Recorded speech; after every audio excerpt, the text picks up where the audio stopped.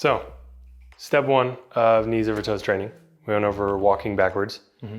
The smallest amount of pressure we can start to put on the knee and start working ourselves towards getting stronger in a knee over toe position to either get out of pain or just improve strength in that position. Step number 2 is actually the same exact shape, but instead of moving backwards, we're gonna do it stationary. And what that does is it takes the same movement, but we now add eccentric loading. And it's not just concentric, it's not just muscle shortening, but now we're going under length, under tension. So if you stand here, face me. And we can do this with 2 legs to start. So standing tall, again, I want you to nice and slow dip down like you're doing a push jerk. Just a couple inches. We're starting to send the knees forward and then stand. I want you to go much slower on the way down. Think like 3 seconds down and then 1 second up. Yep, and then keep doing that. So what's happening now is we're taking the tissues in front of the knee. He's loading them, right, under tension, and more tension the deeper he goes.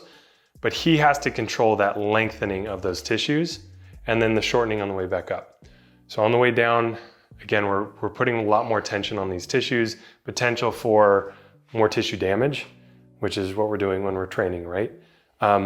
This is likely the lowest level. Another way to do this would be to give someone assistance. Some PVCs will work, a squat rack would work, anything that gives you more stability, number 1, or even some assistance, like if you need to use the strength of your arms to take some off the legs. I also like to do this one. We don't have a wall here, but against the wall. And this way, when he squats straight down, he's pushing the knees forward and you're not pushing your hips back, right? So we're not loading the hips, we're just trying to load the knee. So going against a wall can work well. My mom actually had her knee replaced, and this is where we started her. Back against the wall, and she would do upwards of 50 to 100 reps. Dang. And this was like to start to get some blood flow and some strengthening to the knee. Yeah. And it was the only way we could do it where it didn't hurt. Got it.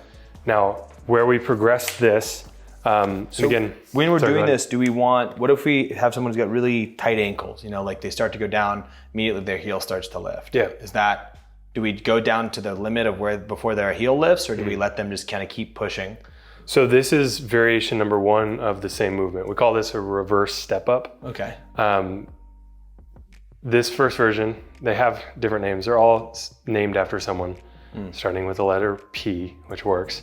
But this flat foot version, named after Ben Patrick, named it himself, because it just didn't have a name.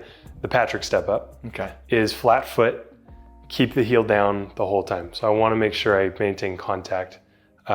You're basically keeping the weight through the whole foot, right? So weight through the toes and weight through the heels, and you're limited by your ankle mobility more than anything, usually. So it's just how far can you get the knees forward, keeping your chest up and your heel in contact with the ground. Right. The next... So some people that's going to be like... which the second variation might be a better option, whereas it depends, right? So what am I trying to do with the exercise? Am I trying to improve ankle mobility? They might want to stick with the flat foot version. But if someone has tight ankles, but the thing that they're coming to me for is their knee, I'm going to go to the second variation because it puts more emphasis on the knee, less on the ankle, whereas this one kind of shares it. So again, it's just purpose, like what's the first priority? And if it's just kind of everything, like I'm going to start here. Yeah. And we'll start to address ankle mobility and knee mobility at the same time. Okay. The next step within this variation, in terms of progressing, would be doubling the amount of load. So we're going to go to single leg and do the same thing. Okay, so you go here. Yeah, so if you want to perform, go ahead and start with the left side, just since you're facing this way. Exactly. Now, the other leg just stays out of the way, right? So oftentimes you're already doing this. You could just pick it up. I like to push it forward and actually tap the ground. You can start to measure basically how much knee bend you're getting. And right now you're getting pretty good amount of flexion. Those knees are getting way out over the toes. Now there's a certain point where if you go too low or you're just doing it incorrectly, is you're going to push your butt back. So like you're starting a pistol, right? This is not a squat. Right. In the sense that I'm not trying to use the hips. This isn't about efficiency. This is just about loading the joint we're working on the most. The knee. Yeah. So I want the hips to be straight up and down as much as possible. Potentially even hips forward that's going to put more load on the knee. I can feel that. If appropriate. Yeah. So where I would start someone is assistance. And then I want you, again, nice and slow, like 2 or 3 seconds down, 1 second up. And if you have the balance, I want you to just continue repping it out. Now with a short range of motion movement like this, I'll have someone start with say 20 reps. We're not gonna do 5 reps. I'm not trying to like do a 5 rep max or anything like that. And I've had people work upwards of 100 at a time too. Okay. So there's a wide range there depending on what you're using it for. But the goal is kind of like walking backwards. I wanna feel the area working. I don't want it to be painful. And I want enough stimulus that I'm gonna see growth from that. So not painful joint pain, but discomfort for sure. Burning sensation, great. Like get after it. You can get strong in this position. Right. And so if you're really working the mobility and you're repping it out and these quads are on fire, cool, like dig into that. That's what we're trying to do. Okay. That's what I want them to experience. Okay. Whatever level they're at. You could take away the assistance and you could even add load to this. A good place to start would be holding dumbbells in your hands. Assuming you have the balance, you can just start to load it there.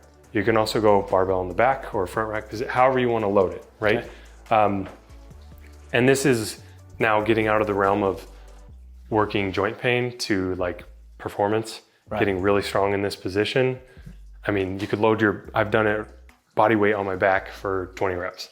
Nice. And it burns like crazy. Yeah, I bet. Yeah, and it's not where I would start grandma, but yeah, it's something you could work towards if that's a goal of yours. Right. Thank you for watching, and if you found that helpful and you want more of this kind of content, we have literally hundreds of videos just like this, from practical tips and tricks to theory to everything in between, all in the knowledge. And if you want to learn from me directly and our cohort of level 4 staff members, then we also have the Knowledge Pro, which we do weekly calls and live interaction and homework and everything else in between. If you want any more information or would like to have a free trial of the knowledge, please click the link in the description below and get after it.